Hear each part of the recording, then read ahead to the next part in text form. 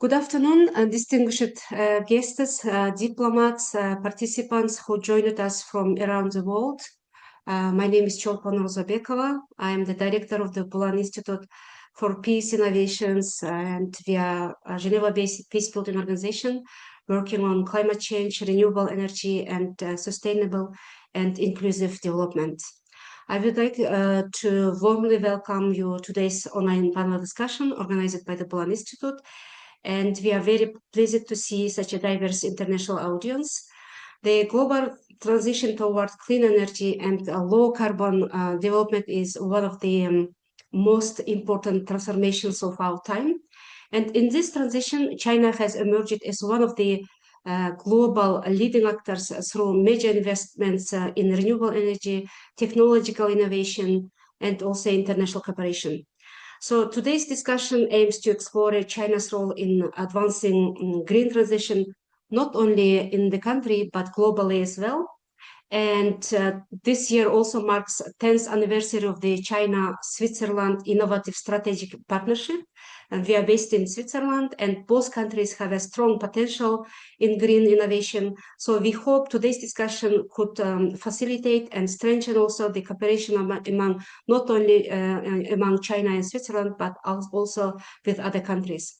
So before we begin, I would like to briefly mention a few house rules for the smooth running of the event. So we kindly ask all participants to keep their microphones muted to avoid any interventions and interruptions. Also, we would also appreciate if you keep your video also turned off. So we have 4 speakers, and following the speaker's presentation, we will have a dedicated Q&A session, and we hope that we will have a rich discussion. Please prepare your questions, and we invite you to leave already your questions in the chat box. So today we are honored to welcome distinguished speakers, experts, and now it's my great pleasure to begin our panel discussion with our first speaker. So we are honored to welcome Mr. Lei Xiang from International Renewable Energy Agency. He serves as a program officer there, and he leads the agency's cooperation with China and Central Asian countries, also engagement under the APEC and G20 frameworks. Prior to joining IRENA, he spent over 14 years at National Energy Administration of China. And in that capacity, he led the development of China's first comprehensive national policy on energy storage, and also was actively involved in multilateral energy negotiations under APEC and G20. He holds a Master of Engineering degree from Tsinghua University. Mr. Lei Xiang, the floor is yours, please. Thank you, Chopon, and good afternoon, distinguished guests. It's my pleasure to represent IRENA at this vital discussion, and I would like to share my screen with you now.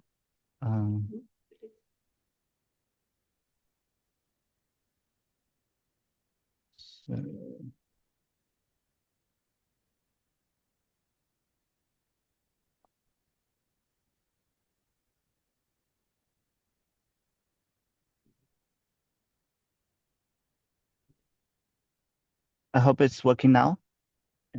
It's coming, yeah. Yeah, it's ready. Okay. Thank you. So the topic of my presentation is China's path on renewable energy. What has it learned, and what can the world gain?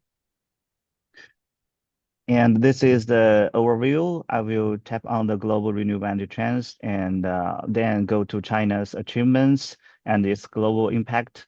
And then I will dive into success drivers and lessons, and then come to the conclusion. So to better understand China's renewable energy development, we must look at the bigger picture. At IRENA, our datasets convey a simple truth. The global energy system is moving from a centralized fossil fuel-based model to a decentralized system built on renewables. The market has made its choice. In 2024, 92% of all newly installed power capacity was renewable, marking a record addition of 585 gigawatt a 15.1% year-on-year increase. And this trend continued in 2025, with global renewable energy capacity additions reaching 692 gigawatt. So renewables are no longer just a climate solution. They are the foundation for energy security and national competitiveness. The recent disruptions in international markets prove that a renewable-based transition is the most resilient pathway to reduce dependencies and market uncertainties. Furthermore, the economics has shifted fundamentally. Over 85% of new renewables are now cheaper than fossil fuel alternatives. Investments in renewable plus storage are now more economical than maintaining existing coal power plants. Then we will jump into China. China has successfully constructed the world's largest and the most dynamic renewable energy system, acting as a decisive driver of global energy transition. During the 14th five-year plan period, which is 2021 to 2025, China's renewable energy sector achieved an unprecedented leapfrog in scale, with total installed capacity reaching 2.34 billion kilowatt by the end of 2025. This rapid expansion has significantly optimized the national energy mix, increasing the share of the renewable energy in total power installation from 40% to approximately 60% in just 5 years. A historical rebalancing of the energy structure was achieved as green power capacity surpasses traditional fossil fuels for the first time. And this period marked a landmark milestone where combined wind and solar capacity grew from 530 million kilowatt in 2020 to 1.84 billion kilowatt in 2025, officially overtaking the thermal power in total installed capacity. To ensure the stability of this mass green power supply, China's new type energy storage, mainly the batteries and the compressed air, broke 100 million kilowatt barrier, accounting for over 40% of the global share. And China's relentless focus on technological innovation and industrial scale has fundamentally transformed the economics of global renewable energy. Our analysis shows that since 2010, the global cost of solar has dropped by 87%, and onshore wind for 55%, and battery storage 93%. This would not have been possible without China's complete industry chains and manufacturing power. Furthermore, China has pushed the boundaries of technologies, with mass-produced N-type popcorn solar cells reaching 25% conversion efficiency and offshore wind units scaling to a record-breaking 22 megawatt.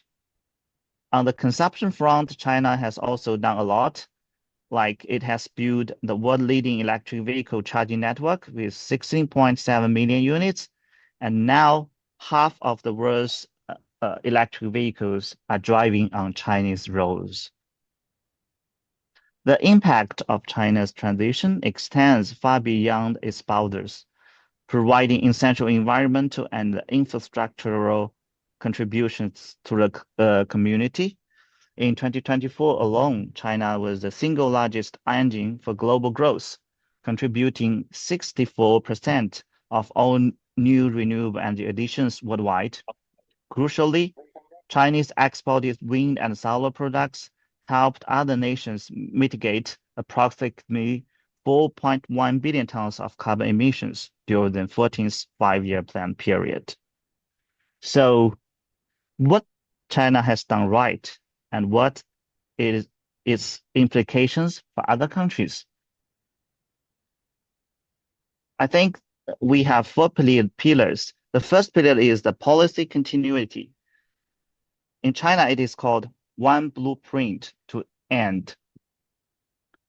China operates under a long-term vision known as the dual carbon goals, aiming for a carbon peak by 2030 and carbon neutrality by 2060. So the energy transition is the central priority within this framework. For example, the dual carbon strategy sets phased target for the share of the non-fossil fuel consumption, roughly 20% by 2025, 25 by 2030, and 80% by 2060. So this is the first layer, and the top level defines the direction, and it should be then translated into specific 5-year plans. For example, China has formulated the 14th 5-year plan for modern energy systems and the 14th 5-year plan for renewables energy development. These plans provide the industry with a stable roadmap defining precise targets across 4 dimensions, like the total consumption. The renewable energy should accounts for over 50% of the incremental in primary energy consumption by 2025, and the power generation, and also RE share should exceed the half of its increment. And also for great integration, it's that the goal for the 33% of the renewable in the total electricity. And for the non-electricity use of renewables, like the solar thermal, geothermal heating, biomass heating, and biomass fuels, they all set a clear target. And the plan also outlined the key development strategies.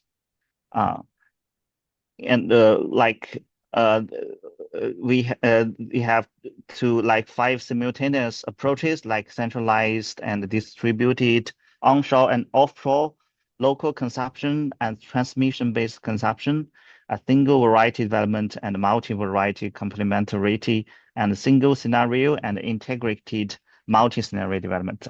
All this has been written in the 5-year plans. And the third layer is the specific policies in renewable energy development.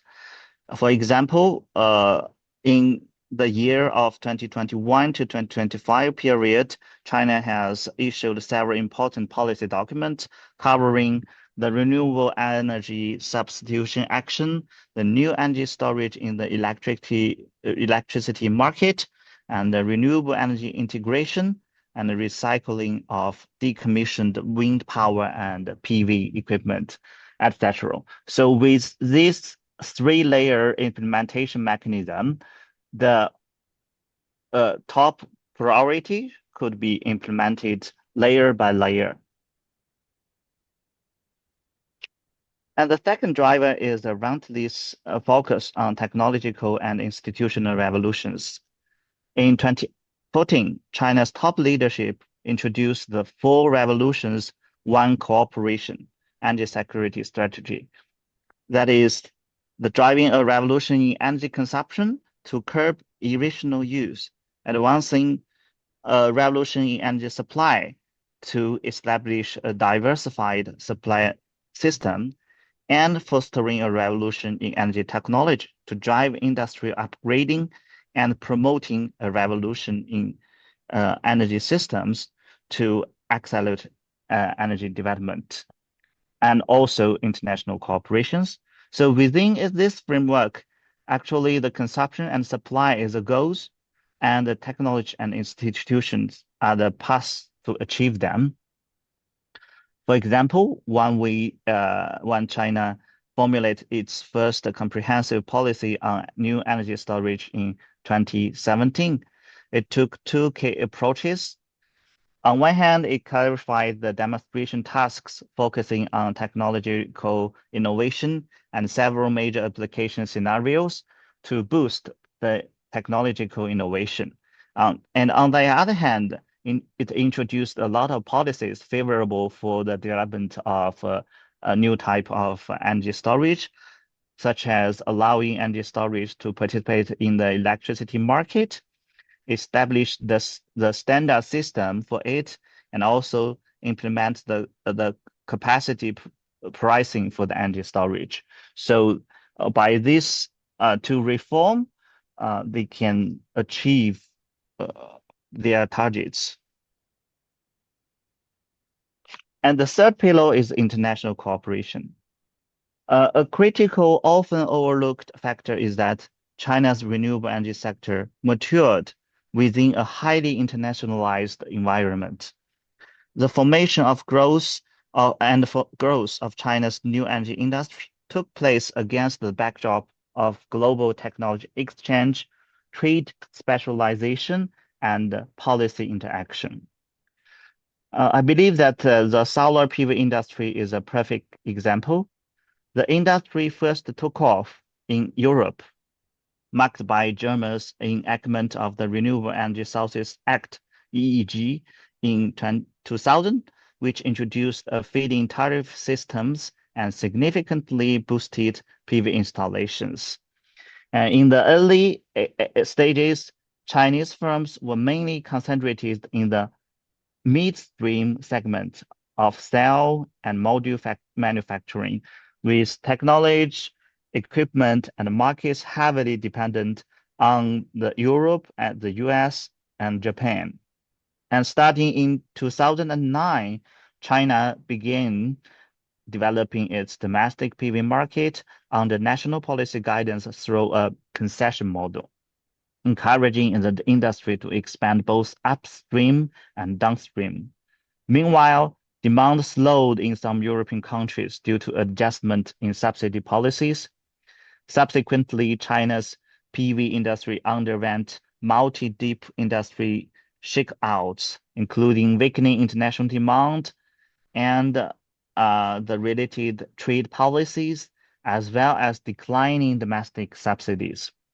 This exposure to global competition forced the Chinese firms to optimize production efficiency and reliability. It accelerates industry consolidation, allowing companies with superior technologies and cost control to survive. As a result, China's PV industry gradually built up a complete supply chain from polysilicon wafers to cells and then modules, and established a global competitive advantage. So this is the perfect example to illustrate how China's renewable energy industry developed in the international cooperation.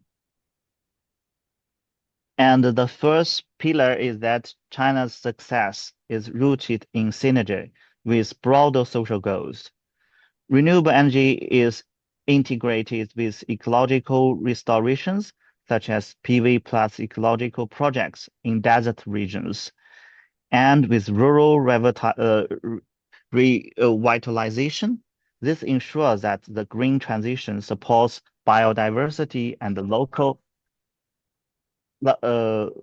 livelihood.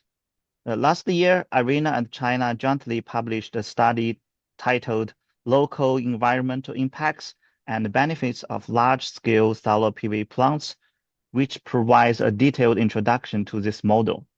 And the colleagues who are interested can download this from the website of IRENA. And that it brings us to the conclusion. The global energy system is moving from a centralized fossil fuel-based model to a decentralized system built on renewables. And China's renewable energy sector has undergone transformative growth over the past decades, making significant contributions to global renewable energy development. The policy continuity is crucial for ensuring sustainable investment in the renewable energy sector. It's 6 trillion RMB in last year in China, and the implementation is equally important and requires multi-layer mechanism to translate top-level design objectives into concrete outcomes. The continuous promotion of technological innovation and institutional reform represents a vital pathway for advancing the energy production and consumption revolution. The competitiveness of nation's renewable energy industry can only be enhanced through sustained engagement in the international market and ensuring coordinated development between renewable energy expansion and the overall socio-economic progress is also a key to keep the renewable energy sector more sustainable. I believe that's the presentation I would like to share with you. And please feel free to ask any questions and discuss with me on this topic. And thank you all. Thank you very much, Mr. Lei, for your insightful presentation. You provided us indeed with valuable perspective on China's renewable energy transformation. Indeed, China achieved transformative growth combined with consistent policies and also decentralized system. As you said, 85% of renewables are cheaper than fossil fuels, and the global cost also fallen by 80-90%. And of course, China played a crucial role in these big changes. And it's now my great pleasure to introduce our next speaker, and Dr. Deborah Seligson, who joined us from the United States. Professor Seligson is an associate professor at political science at Villanova University, an associate at the Center for Study of Contemporary China at the University of Pennsylvania, and a senior associate at the Center for Strategic and International Studies. Her research focuses on China's policies, US-China relations, and public health, energy, and also environmental politics in China and India. From 2003 and 2007, she served as environment, science, technology, and health counselor at the US Embassy in Beijing. And then from 2007 to 2012, she served as the Beijing-based principal advisor to the World Resources Institute's China Energy and Climate Program. Professor Seligson will share her thoughts on what means China's climate leadership and how China is leading the green transition globally. And Professor, thank you very much for joining. Floor is yours. Thank you so much. And I think what I'm going to say really follows so well from the previous presentation. That was really, really interesting and very helpful. So I think there's this whole question, the whole world is turning to China as a leader in climate change. But I think there's an interesting question about what leadership actually means and what the different aspects of leadership are that I've been thinking about. And I think it's illustrated very much in these two headlines from the New York Times, although I could have found similar ones from The Guardian or The Independent or sort of many global newspapers around the world.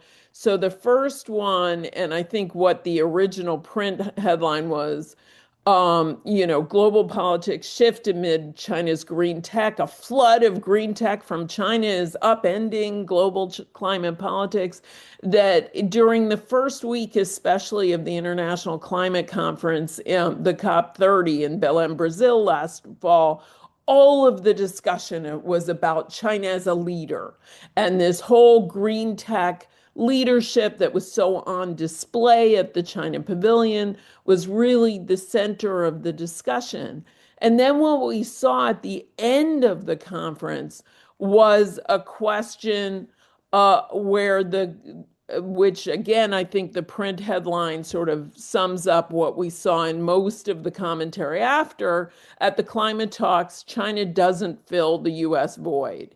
So this question of whether in international negotiations is China stepping up to be a leader became a big question at the conference.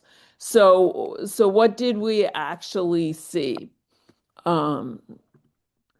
So the International Climate Conference was striking, first of all, in the US not showing up, which I originally thought everybody was going to be quite relieved because had a team from current President Trump's administration shown up, they definitely would have been causing trouble. They would have been trying to disrupt the proceedings. So there was a lot of sort of relief, but then actually more people than I expected expressing how much they missed the previous types of US delegations, which was interesting.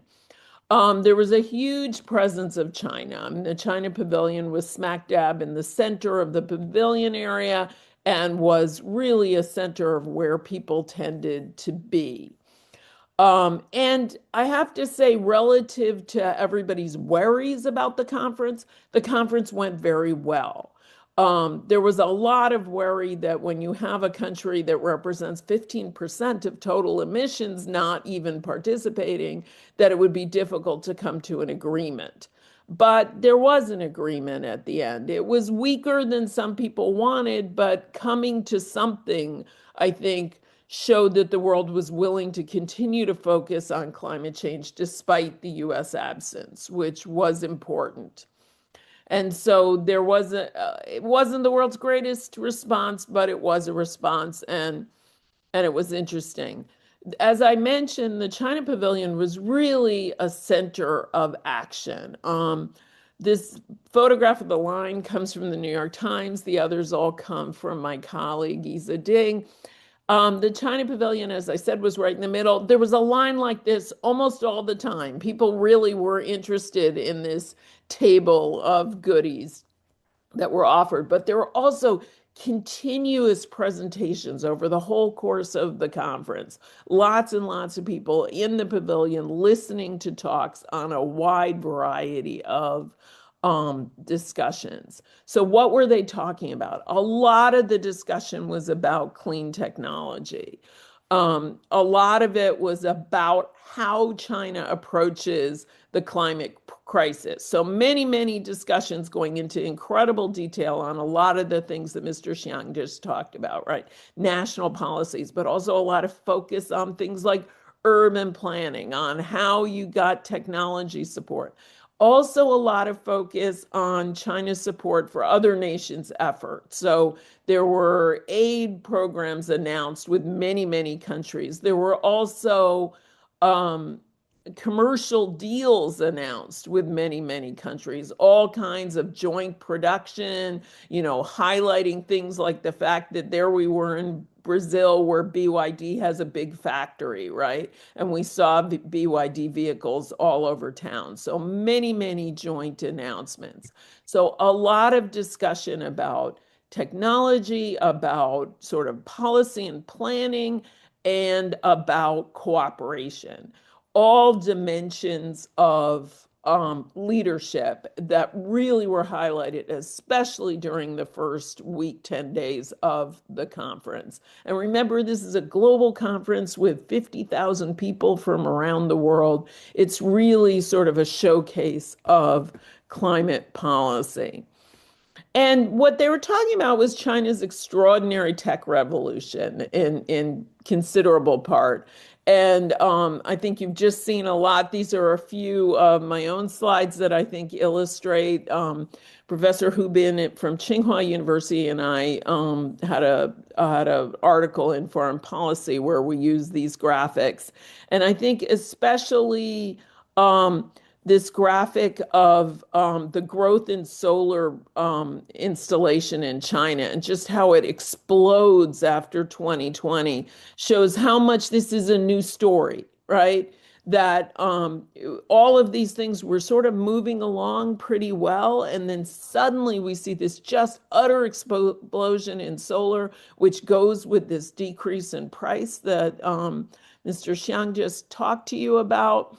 And so it really has changed the picture of clean energy in the world because it's become an economic argument as much as a policy argument, right? That it's the smart thing to do, not just the right thing to do. And we also see just this incredible leadership in the electric vehicle world, right? Where Chinese urban buses today are essentially all battery operated. There really are almost no diesel buses on the road for urban transport. There still are for intercity where charging is more of an issue, but urban transport has become almost entirely electrified between the fact that China has 55 subway systems and this shift to battery electric buses, huge increase in electric cars as well. And so we just see this incredible transformation, not to mention high-speed rail. This is a system that is increasingly electrified. And when we compare it to the rest of the world, we see, China is the leader in both solar and wind generation, right? These are obviously being installed around the world, but if we want to talk about actually doing it yourself, China is now the biggest producer of both, right? And when we talk about production, the story is even more dramatic, right? So China is the country that's producing these tools that the rest of the world needs, right? Most of the world's wind turbines, virtually all of the world's solar wafers, and most of the world's solar modules, right? So anywhere you have wind or solar, anywhere in the world, it's likely to come from China. So if you care about clean energy, you're probably a China customer. Similarly, with electric vehicles, most of them come from China, both in terms of production. Sorry, I got to move everybody's pictures. So this is both electric vehicle production and battery production, right? So batteries, big in electric vehicles, big for storage if you have renewable energy. And much of that is going to come from China, right?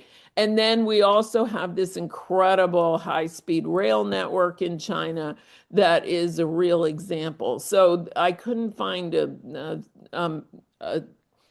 chart that compared numbers. You can see where the rail is fast, and it's in many countries, but China has 10 times as much high-speed rail mileage as the next largest country. So just incredible expansion. And, you know, as someone who's lived in China, actually starting in the 80s, I mean, this entire high-speed rail build out has been since 2012. And the first line opened in 2012. And it's just been extraordinary since then, right? We also have urban subways. And I never like people to forget, China also has over 400 million electric two-wheelers that small, private, low energy vehicles have become a major part of China's transport system and often an ignored one. And this whole result is that China is way ahead of most other countries in terms of moving from a fossil fuel based system to a system, the future electron economy, where we have to electrify. That in order to get to an electron economy, we have to think about shifting both supply in terms of renewables, nuclear, et cetera, but we also have to think about demand, moving transportation to electrified transportation, moving home heating to electric home heating, things like that. And China is really moving quite rapidly on all those fronts. And in all of those, things like having the batteries is really important. So what does leadership mean? That became a big question in this conference. You know, if it means creating the components of the green economy, then China is clearly the leader, right? It's creating everything that everybody needs to actually shift to this new paradigm. If it means demonstrating how to foster green innovation, again, China is the leader. You know, I have this story that goes all the way back to 2010, where I was at a training where Al Gore, the former US vice president, came to China and trained 300 activists in how to give his talk on An Inconvenient Truth. I don't know if any of you remember this movie from 2006, but it was a lecture about climate change, trying to get everybody interested in climate change. And it basically goes on about the dangers of climate change. And the response from the audience was, yes, yes, yes, we know about the dangers. We're interested in talking about the solutions and the opportunities. And this focus on opportunity, I think, has been what has made the Chinese approach so different from either the American or the European approach, which tend to focus on costs. And it's created this climate of green innovation and of new business that I think has been really important and is now meaning that going green is the smart economic choice, right? That solar is cheaper, that electric vehicles are more reliable, et cetera, et cetera. And so it's really an interesting paradigm. If leadership means designing green spaces, we see a lot of interest in Chinese leadership.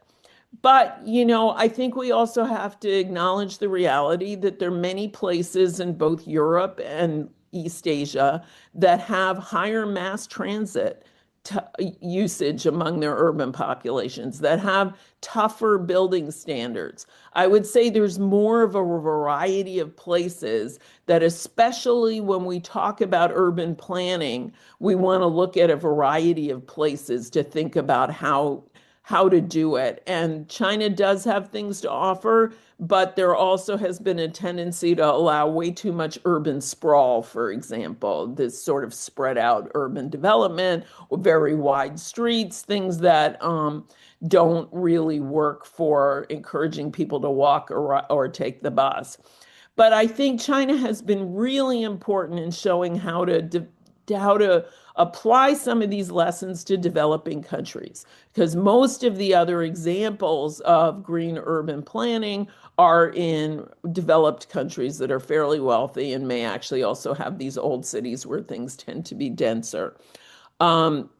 And I do think that the electric two-wheelers are actually an important contribution to thinking about urban transportation in developing countries, because people do want some private transportation. They don't only want public transportation, and two-wheelers are so much more efficient, both in terms of their road use and in terms of their energy use, than full-scale electric automobiles. And so the tough question becomes, do we need leadership to bring the whole world together to address climate change? And if so, how? Is it leadership by example, which is what the Chinese government and leaders have been very comfortable with? Is it by developing markets? Again, you see a lot of leadership from China in terms of developing markets, including all these agreements at the Chinese pavilion over the course of the Belém conference, where there were all these efforts to introduce new energy vehicles or solar power or whatever it was into new countries and new contexts? Or is it about leading the negotiations? Do we need a leader? I will say that it was a huge burden for Brazil at this conference to be basically the only leader offering ideas, offering language, et cetera, et cetera. Often that's a role the United States plays, whether you think that's sincere or insincere. The US was gone. The Europeans have a hard time playing that role because the consensus nature of the European Union makes it hard for them to quickly adopt new suggestions. And so there was a real desire for China to not just be a yes, we'll agree, or no, we won't agree, but to come up with new things. And that was not a role the Chinese were very interested in playing. And so is that what leadership means, or is that from a bygone era? Are we going to move toward a greener economy mainly through the market, or do we need tougher agreements, and how are we going to get to those? I don't really know the answers, but I would suggest that is one of the big questions that came out of the negotiations, and I think is worth pondering for the future. And thank you all. I look forward to the discussion. Thank you very much, Professor. You gave us a whole picture of the current developments and technological revolution, and at the same time, new paradigm, new leadership, what means the new leadership of the China means for the world, for us. And thank you very much for your really fascinating insights. And we look forward to the Q&A session. And dear participants, if you have any questions, please, from now, you can leave your question in the chat box. So it's my great honor to present our next speaker, Dr. Wei Shen is a senior non-residential research fellow at the International Institute of Green Finance at Central University of Economics and Finance in Beijing.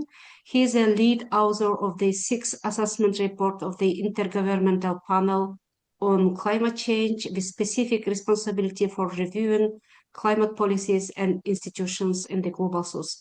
Recently, Dr. Shen co-authored an important report. So the International Institute of Green Finance published a very interesting and essential report analyzing all the investments of China overseas to advance green energy. So we invited Dr. Shen to share with us findings of this research, and also they have whole data about these investments and green energy projects worldwide supported by China. So Dr. Wei Shen, thank you very much for being with us, and the floor is yours. Thank you so much, Chalpon. I hope that everybody can hear me fine. Let me try to share my screen.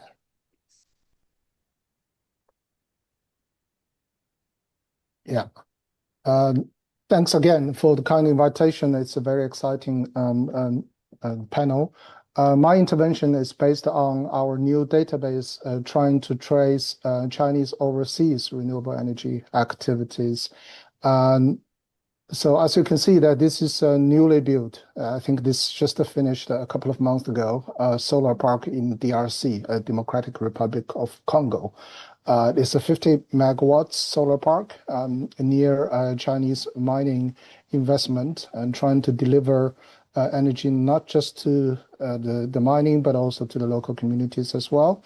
So our research is asking a very simple question: is there how many of such projects are going on, and what are their impacts to the global energy transition, and particularly to the poor countries like DRC. So why this question matters? I think many previous speakers already explained a lot, so I won't repeat.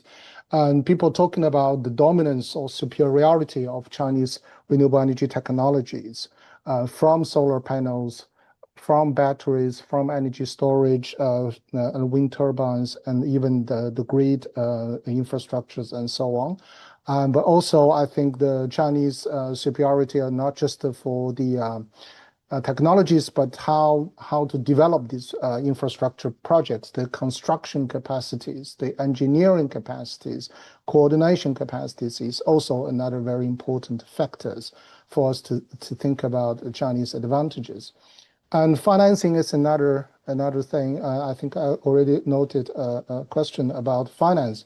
Yes, the Chinese Development Finance Institute, like China Development Bank, China Exim Bank, they are providing very cost-effective and efficient finance to support Chinese projects overseas.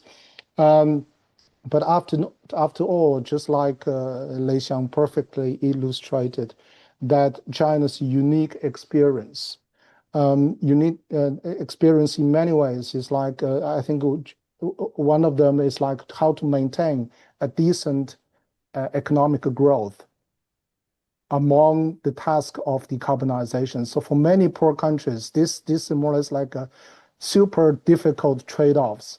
It's like you want very quick, very fast economic growth, but at the same time, you need to decarbonize. So China's experience to show that you can do both. You can maintain a decent economic growth rate, but at the same time, accelerating energy transition. It is possible. Even if you think about all the Western countries, they achieve development first and then think about decarbonize. No countries is like China is facing both kind of dual task of economic growth and green energy transition. So those are the Chinese experience, I think, along with the hardware superiorities that can be shared with the global South. So essentially, it's about how these lessons, experience, knowledge, and skills can be successfully translated into the global south countries. So that's basically the ultimate purpose for the South-South cooperation. So we developed this database. The database can be accessed through this link, and so you can see the full picture of how many projects are there globally, and how they are distributed in different regions, who are actually developing that, what is the stages, are they in a very early stage, or are they in already very late stage or operationalized. So we totally recorded over 500 projects between 2022 and 2025.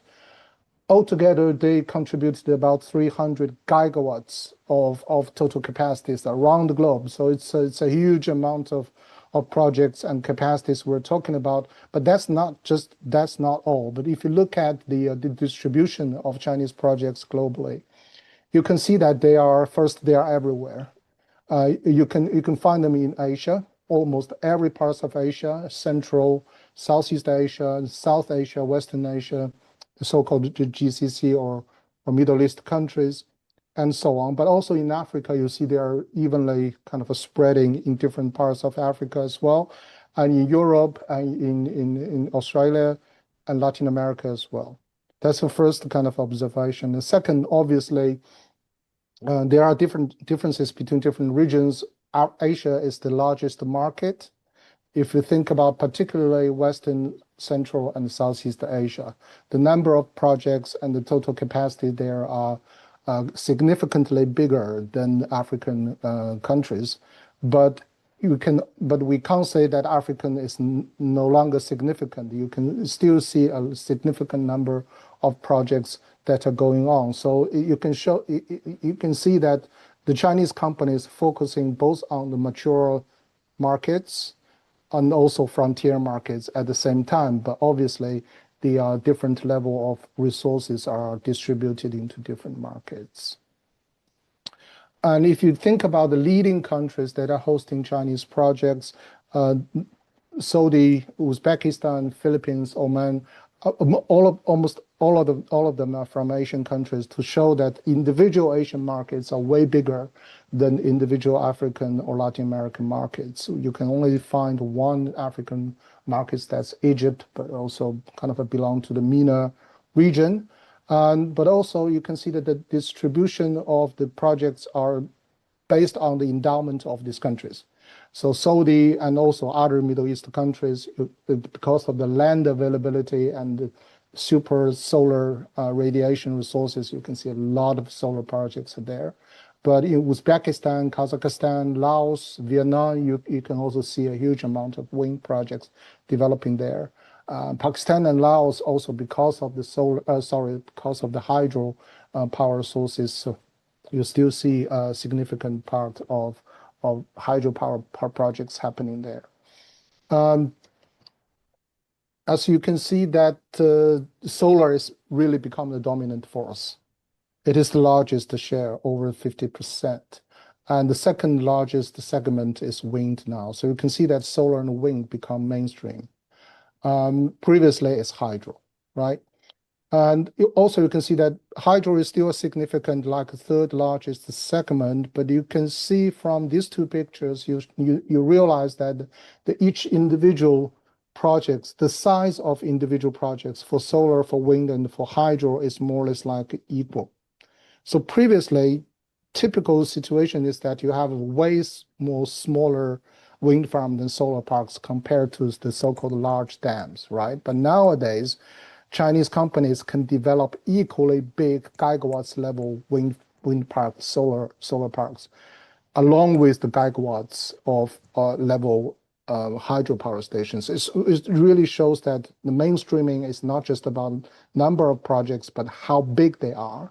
That also indicates that energy storage facilities, these kind of hybrid solutions or systematic solutions, become more and more popular. You see that there are 10% of the total capacities are focusing on this energy storage and so on. So you see there's another trend that you see a lot of integrated solutions, systematic solutions, hybrid solutions, not just like a standalone infrastructure project. So all these are more or less like the new trend. In terms of what type of Chinese projects, because if you look at what I'm saying carefully, it's like I never say Chinese investment. I say Chinese projects or Chinese activities because they are not. Many of these projects are really Chinese investment, which means that the Chinese companies provide technology, they provide construction services and procurement services, but they don't own the asset they develop. So they mainly develop projects for others. Sometimes it's the local governments who own these power generation facilities. Sometimes it's a private developer from another country who actually own this asset. So mainly the 60% of the capacities are developed through these so-called EPC contracts, which means that the Chinese companies only take up the construction role. But there are also gradually increasing share of equity investment, which means that the Chinese companies can take a small equity share or in some very special cases to be the dominant investors. But that's only evolving in the more recent years and compared to EPC is still small, which means that the Chinese companies in overseas market, they are still very cautious to own the asset for the long run. So they prefer this pattern to develop projects and then leave, rather than just holding those assets for the long term. This is particularly obvious in some markets. For example, in Africa, the dominant number of projects are EPC projects, which means that they are reluctant to take up the wind farms as solar parks they're building as their own asset. But in other countries, you can see that, for example, in Middle East countries, in European and Latin America, in other countries, in other regions, the Chinese companies are more confident to be the investor rather than just to be the construction and the builder.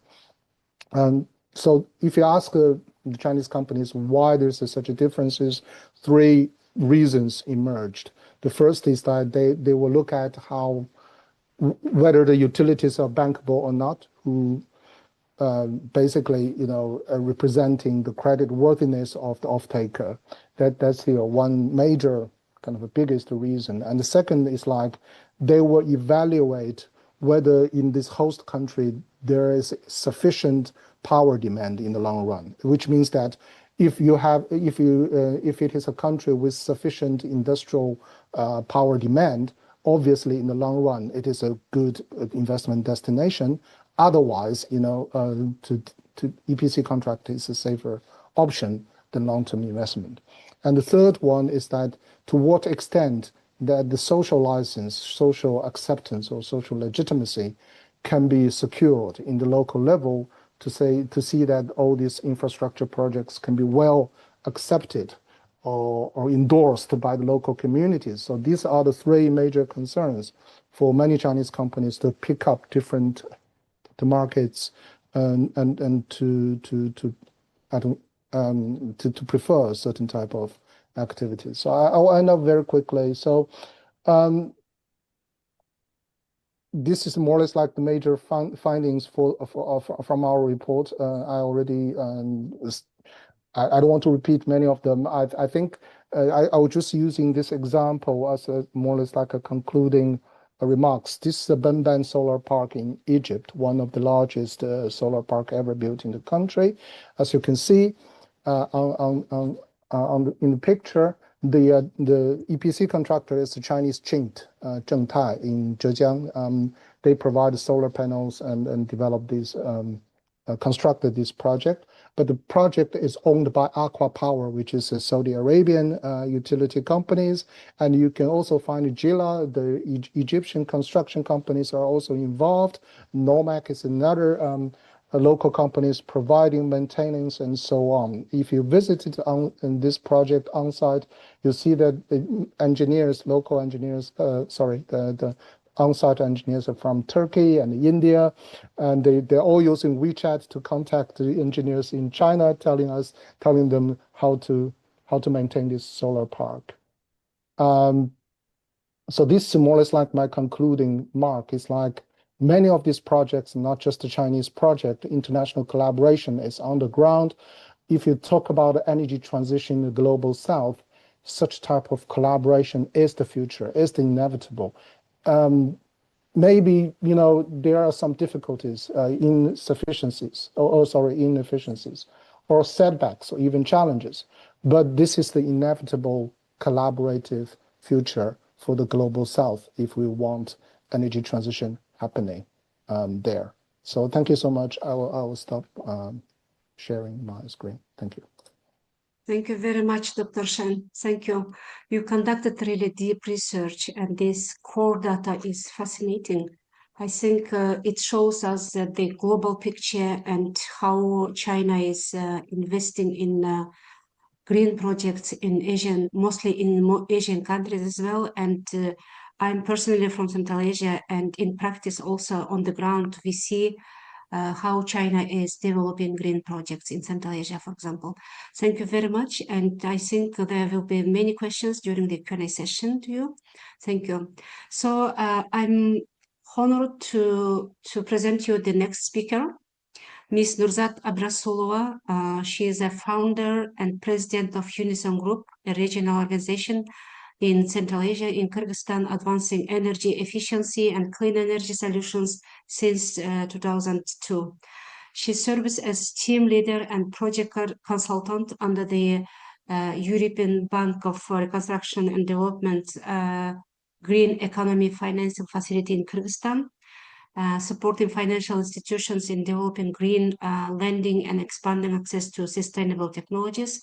Nurzat has contributed to shaping the Kyrgyzstan's energy efficiency framework, including the law on energy performance of buildings and the development of national energy certification systems. Her work focuses on linking policy, finance, implementation to drive practical and scalable impact. Nurzat, thank you very much for joining. And the floor is yours. So we would like to hear from you green transition in Central Asia and how China is playing a role in the region. Thanks. Thank you so much. Good afternoon, good evening for everyone. And I'm very honored to be in this distinguished panel and share our knowledge regarding our Central Asia region. So let me share with you the presentation and speak about the Central Asia. So Central Asia is now in the transformative decade for energy transition. And definitely there is also a lot happening related to climate risk acceleration, because there is a heat waves, water scarcity, hydro energy is at risk, and also demographic growth is in the region is extending. That's why the demand is also increasing. In nowadays, our region is still have fossil fuel energy mostly, which is up to the 80%, and energy demand will be growing about 40% by 2035. But on the other hand, that also our region has a vast energy resources from the renewable energy sources, like from solar, wind, hydro energy potential. So mostly if we go by the countries, so Kazakhstan is solar and wind. They are developing quite a world scale capacity on this. Uzbekistan is among the highest world highest irradiation for the solar energy. Kyrgyzstan has a huge potential for the hydropower energy, rounding about 18.5 gigawatt theoretical potential, which is we are exploiting about 10% only. And Tajikistan about the hydropower, currently mostly generating the like 80-90% of electricity from the hydro, and Turkmenistan solar and wind, which is the significant untapped reserves. And of course, in the region, we have a quite good support of the international partners, which is the donors, and which has some flagship projects. It's multilateral banks, bilateral and strategic partners, who's working on the financing, governance, and green innovation.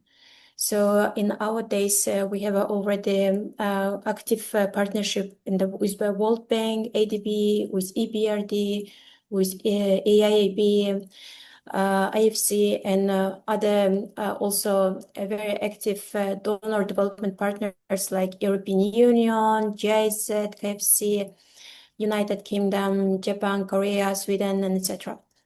So some of the flagship projects I would like to emphasize for our region, which is it's quite big capacity. It is, for example, Uzbekistan solar pipeline by 2025. 2030, they are already targeting 25 gigawatt, and this is one of the fastest growing Central Asia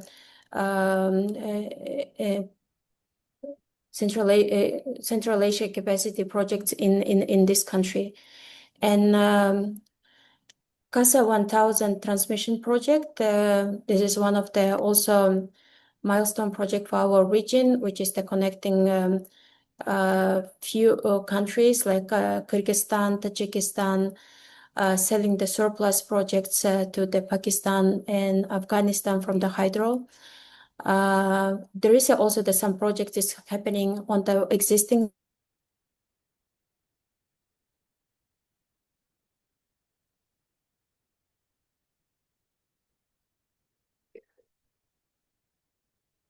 Rosat, can you hear us? I think, yeah, we lost connection, I think.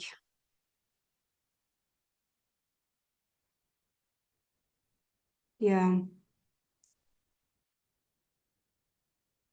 Nurzat, can you hear us? Oh.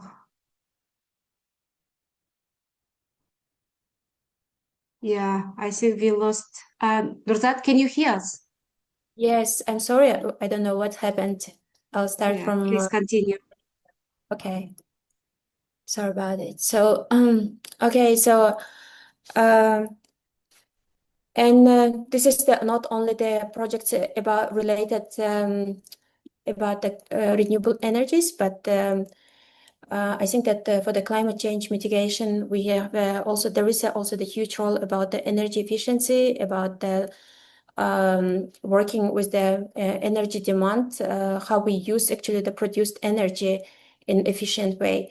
And that's why I have been working for many years on energy efficiency. I am a team leader for the EBRD in Kyrgyzstan, and there is it is supporting not only the small projects on renewables, on the solar rooftop solar solutions, small hydropower, but also we do the support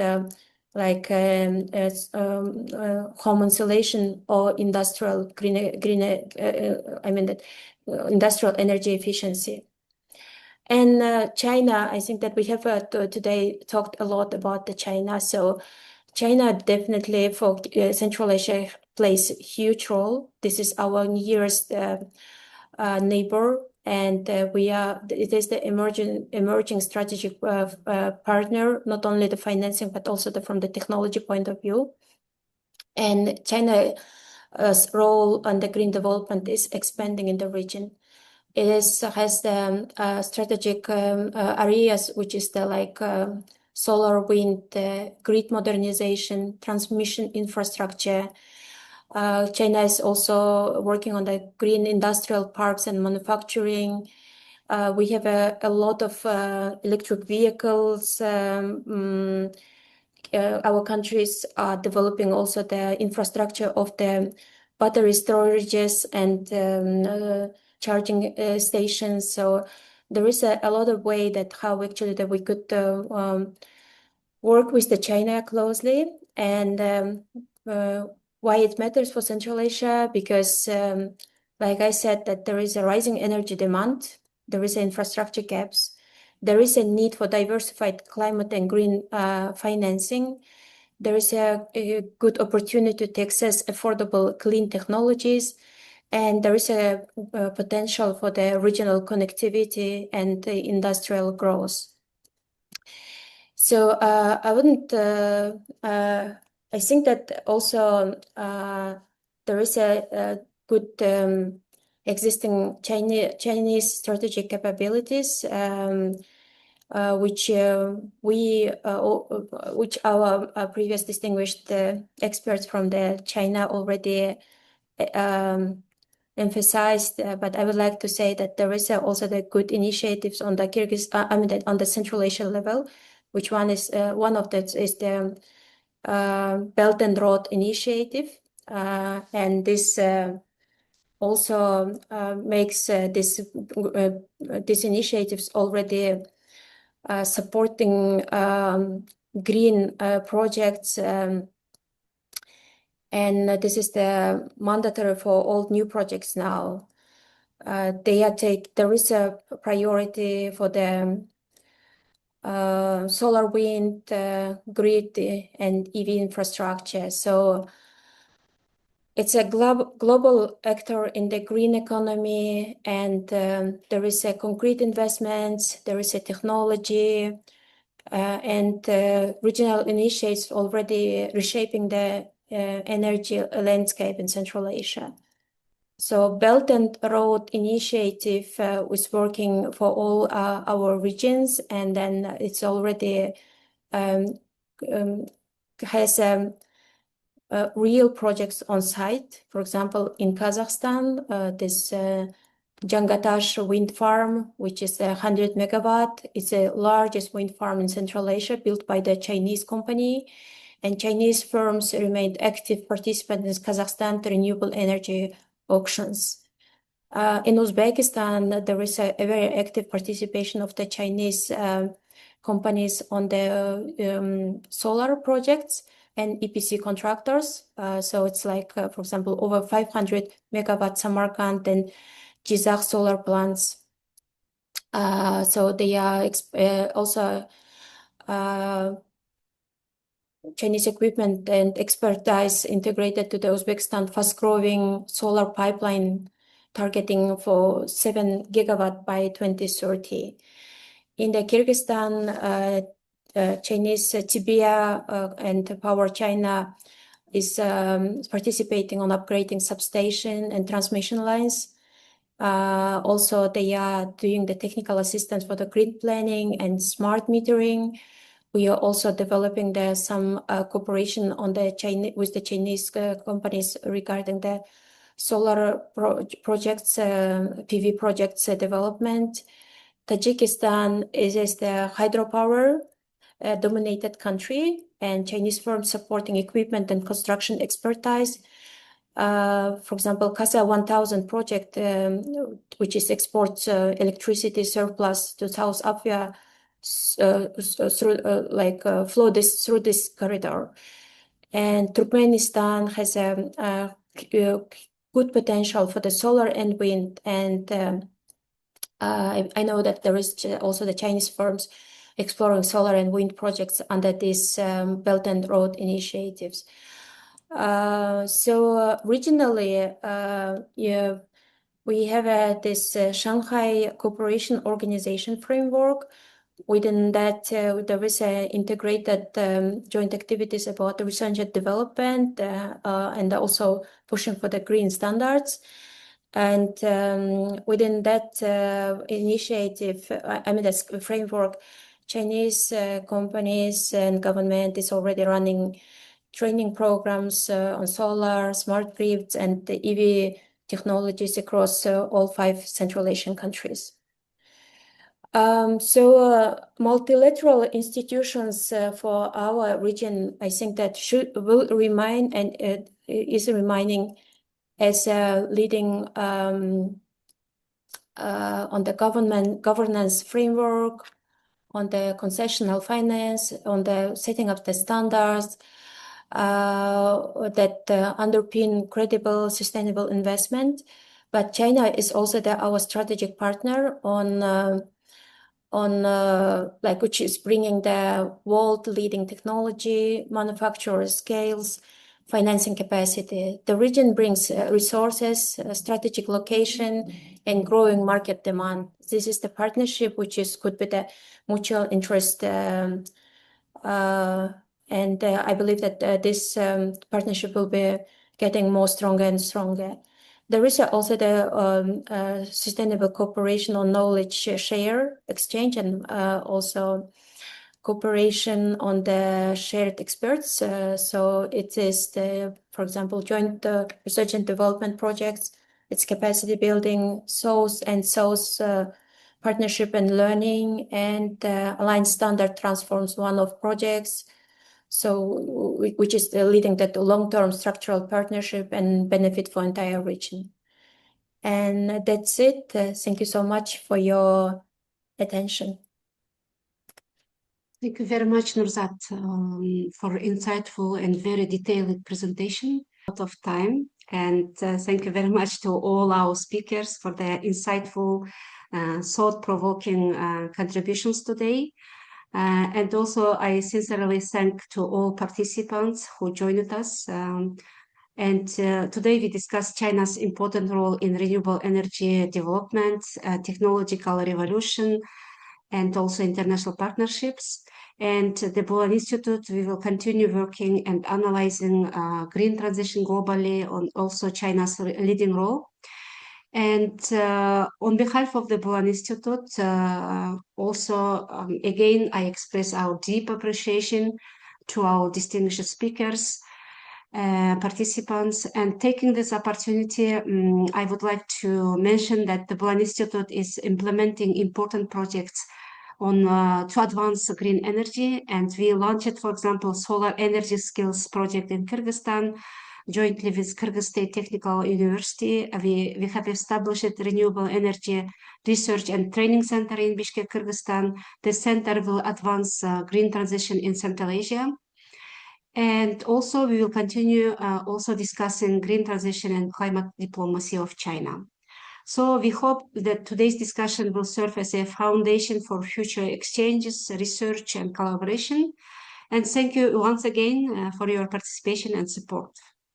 And we wish you everyone excellent day or evening, and we look forward to continuing our collaboration in the future. Thank you very much.